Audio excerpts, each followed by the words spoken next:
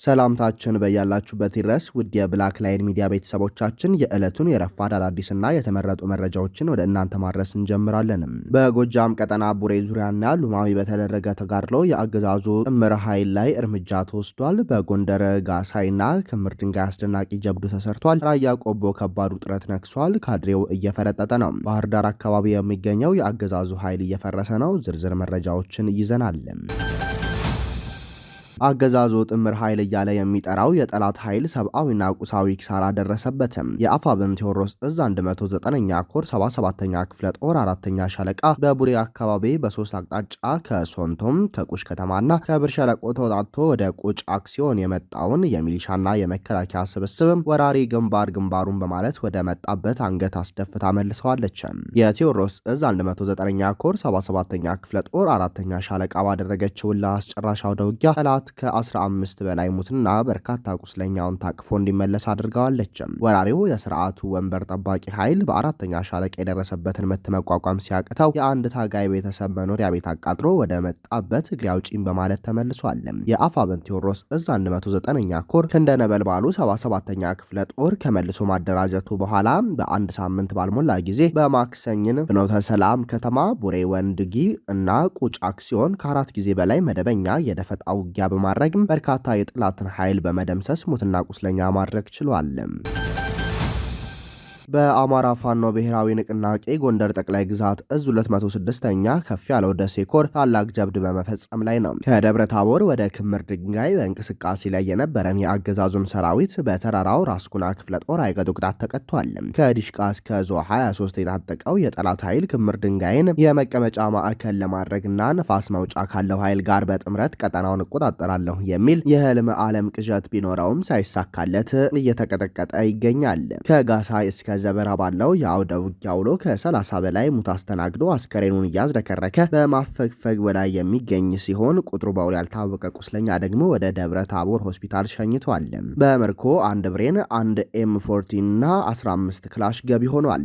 በሌላኛው አውደ ውጊያ ደግሞ 206ኛ ከፍ ያለው ደሴ ኮር ከንፋስ መውጫ ከተማ ተነስቶ ወደ ክምር ድንጋይ ከደብረ ታቦር ለሚንቀሳቀሰው ኃይል ለመድረስና ሽፋን ለመስጠት ወደ ጎብጎብ በመንቀሳቀስ ላይ እያለ የጀግኖቹን ብርቱ ክንድ አስተናግዶ ሙትና ቁስለኛውን ታቅፎ ወደ ተነሳበት ንፋስ መውጫ ከተማ መልሶ እንዲገባ ተደርጓል።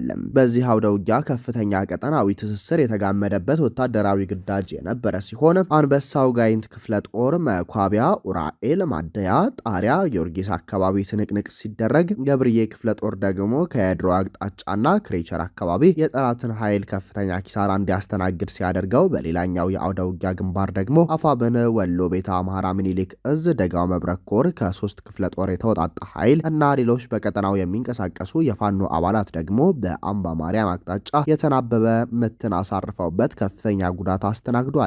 በእነዚህ የአውደ ውጊያ ግንባሮች ከ20 በላይ ክላሽ፣ በርካታ የዲሽቃና የክላሽ ኳብ ተተኳሽ፣ 10 የሚሊሻና ፖሊስ ምርኮ የተገኘ ሲሆን ከ35 በላይ ሙትና 55 ቁስለኛ ታቅፎ ንፋስ መውጫን የሙጥኝ ብሏል። በአፋብን ቴዎድሮስ እዝ 206ኛ ኮር 34ኛ ክፍለ ጦር በሉማሜ ከተማና በጽድ ማርያም ከተማ ባደረገው አውደ ውጊያ 28 ጠላት በመደምሰስ ድል መቀዳጀቱን የኮር ወታደራዊ መምሪያ አስታውቋል። የአረመኔው አገዛዝ ሰራዊት ከሉማሜ ከተማ በመነሳት የጭንደፎ ጽድ ማርያም የ34ኛ ክፍለ ጦር አሃድ የሆኑትን ሻለቆች ለማጥቃት ማቀዱን ተከትሎ የጠላትን እቅድ ለማክሸፍ እንቅስቃሴ ሲያደርግ የነበረው 34ኛ ክፍለ ጦር በሉማሜ ከተማ ባደረገው የማጥቃት ውጊያ የጠላትን ቅስም የሰበረ ድል አስመዝግቧል። 34ኛ ክፍለ ጦር በሉማሜ ከተማ የመሸገው የጠላት ኃይል በጨበጣ በመፋለም ውጊያውን በድል ያጠናቀቁ ሲሆን 18 የአረመኔው ሰራዊት አባላት ሲደመሰሱ 9 የሚሆኑት ከባድና ቀላል ቁስለኛ ሆነዋል። የማጥቃት እቅዱ በተፈጸመበት ጥቃት የከሸፈበት ጠላት ወደ ጽድ ማርያም የተንቀሳቀሰ ሲሆን 34ኛ ክፍለ ጦር 10 በመደምሰስና 8 ከባድ ቁስለኛ በማድረግ በሌላኛው የመከላከል ውጊያ ያለምንም መስዋዕትነት የጠላትን ቅስም ሰብሯል። በተለያዩ ግንባሮች አስደናቂ ትንቅንቅ የፈጸመው 34ኛ ክፍለ ጦር የጠላትን የመድፍና የሞርተር የዙ 23 ፍንዳታዎችን በመቋቋም እግረኛ ሰራዊቱን የገረፈው ሲሆን ከቆይና ከደብረ ማርቆስ እንዲሁም ከአምበር ከተሞች ድጋፍ ሰጪ ሰራዊት ጠላት እንዳይንቀሳቀስ ገዢ ቦታ በመያዝ የጠላትን ትስስር የቆረጠችው 24ኛ ክፍለ ጦር በ206ኛ ኮር ጦር አዛዦችም የተሰጣትን ተልዕኮ በመቀበል ግዳጇን በአግባቡ ፈጽማለች። ባልተጠበቀ ሁኔታ በተከፈተበት ድንገተኛ ጥቃትና የመከላከል ውጊያ ሲፍረከረክ የነበረው ጠላት ከየት ኖራ ባስወነጨ በተወነጨፈው መድፍ 6 የቤት እንስሳትን በመግደልና የአንድ አርሶ አደር ቤት ከማውደም ውጪ በወገን ላይ ያደረሰው ጉዳት የለም። የጠላትን አስከሬንና ቁስለኛ ሲያጓጉዙ የነበሩ አምቡላንሶች ከሉማሜ ሆስፒታል በተጨማሪ በደብረ ማርቆስና ደጀን ሆስፒታሎች ከባድ ቁስለኞችን ሲያመላልሱ እንደነበር ያሳወቀው የ206ኛ ኮር ወታደራዊ መምሪያ 28 የጠላት ኃይል ተደምስሰው 18 የሚሆኑት ከባድና ቀላል ቁስለኛ መሆናቸው ተገልጿል። ራያ ቆቦ ውጥረት ነግሷል። ካድሬዎቹም ሸሽተዋል። የግዳጅ ወታደራዊ አፈሳም ተጀምሯል። ከአላማጣ ተፈናቅለው ቆቦ ከተማ ተጠልለው የሚገኙ የብልጽግና ካድሬዎችና ሚኒሻዎቻቸው በከተማዋ አባርጎ ተብሎ በሚጠራው አካባቢ ላይ ኬላ ዘርግተው በፍተሻ ስም አላፊ አግዳሚው ላይ ዘረፋና ድብደባ እየፈጸሙ መዋላቸው ታውቋል። የራያ ቆቦ ወረዳና የከተማ አስተዳደሩ አመራሮች ቤተሰባቸውን ወደ ኮምቦልቻና ደሴ እንዲሁም ወደ አዲስ አበባ እያሸሹ ነው። ከቆቦ ከተማ በ3 እና በ4 ኪሎ ሜትሮች ርቀት ዙሪያ የሚገኙ አካባቢዎች ሙሉ ለሙሉ በፋኖ ቁጥጥር ስር ገብተዋል።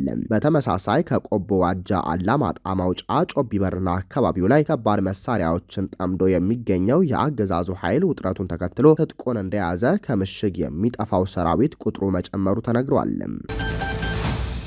በባህር ዳርና አካባቢዋ የሚገኙ የአገዛዙ ሰራዊት እየፈረሰ ነው። የአብይ አህመድ አስተዳደር ሎሌ የሆነው የመከላከያ ሰራዊት በከፍተኛ የስነ ልቦና ስብራትና የመበታተን አደጋ ውስጥ ወድቋል።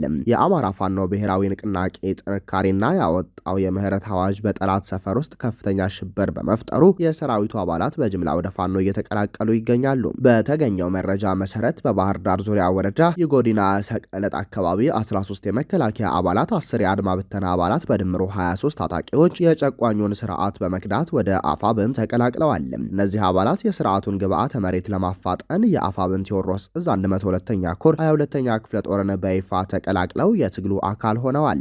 ይህ መጠነ ሰፊ የከዳተኞች ቁጥር መጨመር የብልጽግና ሰራዊት አባላት ለጥቂት ግለሰቦች ስልጣን ሲባል ወገኖቻቸውን መውጋት ሰልችቷቸው ተስፋ መቁረጣቸውንም አፋብን ያስቀመጠውን ሰብአዊነት የተሞላበት የምህረት ጥሪ የጠላት ኃይል በሰላም እጁን እንዲሰጥ ትልቅ በር ከፋች መሆኑን የፋኖ ኃይል በቁሳቁስ ብቻ ሳይሆን በሞራልና በፍትሃዊነት ረገድ የደረሰበትን ከፍተኛ ደረጃ የሚያረጋግጥ ነው። ብልጽግና እያደረሰ ያለው አረመኔያዊ ተግባር እንደቀጠለ ነው። በኢትዮጵያ በአሁኑ ወቅት ያለው የፖለቲካና የማህበራዊ ቀውስ ከቁጥጥር ውጭ እየሆነ ይገኛል። የመንግስት ዋነኛ ተግባር የዜጎችን ደህንነት መጠበቅና ፍትህን ማስፈን ቢሆንም እውነታው ከዚህ በተቃራኒ ሆኗል። ንጹሐን ዜጎች በግፈኛው ብልጽግና ሰለባ እየሆኑ ነው። የብልጽግናው አገዛዝ ስልጣኑን ለማስቀጠል ሲል በገዛ ዜጎቹ ላይ የግፍ እርምጃዎችን እየወሰደ ይገኛል። ንጹሐን ዜጎቹ ከቤታቸው በሌሊት እየታፈኑ ይወሰዳሉ። የት እንደደረሱ የማይታወቁ በድብደባ የሚሰቃዩና ያለምንም የህግ ሂደት ህይወታቸው የሚያልፍ ዜጎች ቁጥር በየቀኑ እየጨመረ ነው። ሰሞኑን የአፋብን 102ኛ ኮር 33ኛ ክፍለ ጦር በሚያስተዳድራት ቋሪት ወረዳ በገበዘ ማርያም ከተማ ዙሪያ የአገዛዙ በሌሊት ታፍነው የሚሰቃዩ ዜጎች ለዚህ ማሳያ ናቸው። የህግ የበላይነት በጠፋበት ሁኔታ በሺዎች የሚቆጠሩ ዜጎች በታጎሩበት የእስር ቤቶች ውስጥ ኢሰብአዊ በሆነ መንገድ ድብደባና ስቃይ እየደረሰባቸው ይገኛል። ዜጎች ራሳቸውን ከጥቃት ለመከላከል አቅማቸውን እንዲያጡ ስልታዊ በሆነ መንገድ መሳሪያ እየተቀሙ ለጥቃት ተጋላጭ እንዲሆኑ እየተደረገ ነው። ጭቆናው በወታደራዊ ኃይል ብቻ የተገደበ አይደለም። ይልቁንም ዜጎች በኢኮኖሚ ደክመው ለስርዓቱ እንዲንበረከኩ እየተደረገ ነው። የመንግስትን የፖለቲካ መስመር የማይከተሉ ዜጎች ሰርተው እንዳይበሉ፣ የንግድ ስራዎቻቸውን እንዳይታገዱና የገቢ ምንጮቻቸው እንዲደርቁ እየተደረገ ነው። ዜጎች በሰላም ወጥተው የመግባት ዋስትና አጥተዋል። በየመንገዱ የሚደረጉ ህገወጥ መንግስታዊ አፈናዎችም የጸጥታ ስጋቶች ማህበራዊ መስተጋብሩንና የንግድ እንቅስቃሴውን ሽባ አድርገውታል። የስርዓቱ ዕድሜ መቀጠል የዜጎችን ህልውና ይበልጥ አደጋ ላይ የጣለ በመሆኑ ታግሎ መጣል ግዴታ ሆኗል።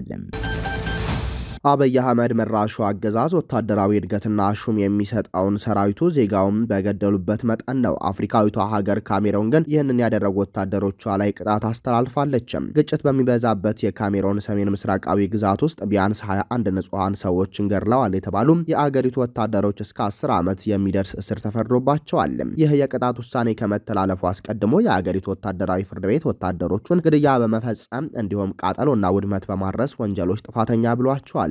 የተጎጂዎች ጠበቆች ግን የተፈረደው የእስር ጊዜ አጭር መሆኑን በመጥቀስ ቅሬታቸውን ገልጸዋል። ከተጎጂዎቹ ጠበቆች አንዱ የሆኑት ሶከር መንከም ቅጣቱ በጣም አነስተኛ ነው፣ የወዳጅነት ብዬ ልገልጸውም እችላለሁ፣ ምክንያቱን እየተነጋገርን ያለነው ስለ ጭፍጨፋ ነው ብለዋል። ይህ የወንጀል ድርጊት የተፈጸመው የአገሪቱ ወታደሮች ከታጠቁ የፍላኒ ጎሳ አባላት ጋር ሆነው ንጋር በሆነ ወደ ተባለ መንደር በገቡበት ወቅት ነው። ሁለቱ አካላት በወሰዱት እርምጃ ንጹሐን ተገድለዋል። የሰብአዊ መብቶች ተሟጋቾች ቡድንም ሂውማን ራይትስ ዎች ያወጣው መረጃ እንደሚያሳየው ከተጎጂዎቹ መካከል የ13 ዓመት ዕድሜ ያላቸው ህጻናት ይገኙበታል። በተጨማሪም ኃይሎቹ ቤቶችን የማቃጠልና ነዋሪዎችን የመደብደብ ድርጊታቸውን ፈጽመዋል። ውድ የብላክ ላይን ሚዲያ ቤተሰቦቻችን ለሰዓቱ የነበረን መረጃ ይህንን ይመስላል። ጤና ይስጥልን።